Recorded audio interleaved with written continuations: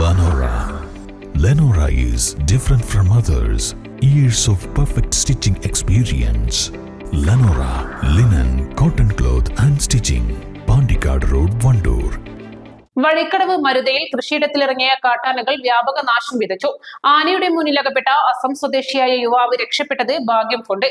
മരുത കൊടമണിക്കോടിൽ മാഞ്ചേരി അബ്ദുൽ സലാമിന്റെ തോട്ടത്തിലാണ് കാട്ടാനകൾ എത്തിയത്. കഴിഞ്ഞ ദിവസം രാത്രിയാണ് സംഭവം. വനത്തിൽ നിന്നുമെത്തിയ 2 ആനകൾ സലാമിന്റെ തോട്ടത്തിലെ കായ്ഫലമുള്ള 20ഓളം കമുകുകളും 5 തെങ്ങുകളും നശിപ്പിച്ചു. തുടർന്നും ഏറെ നേരം ആനകൾ തോട്ടത്തിലുണ്ടായിരുന്നു.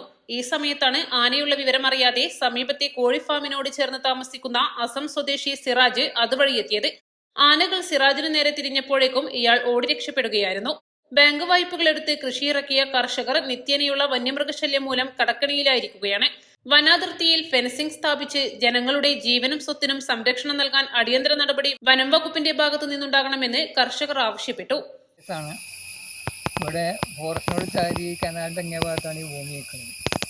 ഈ ഭൂമിയിൽ ആന ഇറങ്ങിയിട്ട് ഈ കണ്ട സാധനങ്ങളെല്ലാം നശിപ്പിച്ചു. കർഷകൻ്റെ ആകെല്ലാം ഒരു വിളയാണുള്ളത്. അവൻ്റെ കുട്ടികളെ പോറ്റാൻ വേണ്ടിയിട്ടാണ് ഇപ്പോൾ ഇങ്ങനെയൊക്കെ ഉണ്ടാക്കുന്നത്. ഇതിൽ ഒരുപാട് ബാങ്കിൽ കടവും ബാക്കി കാര്യങ്ങളൊക്കെ ഉണ്ട്. അങ്ങനെയാണ് ഈ ഇത് നിൽക്കുന്നത്. അതാണ് ഇപ്പോൾ ആന വന്ന് ചവിട്ടി നശിപ്പിച്ച് പോയത്.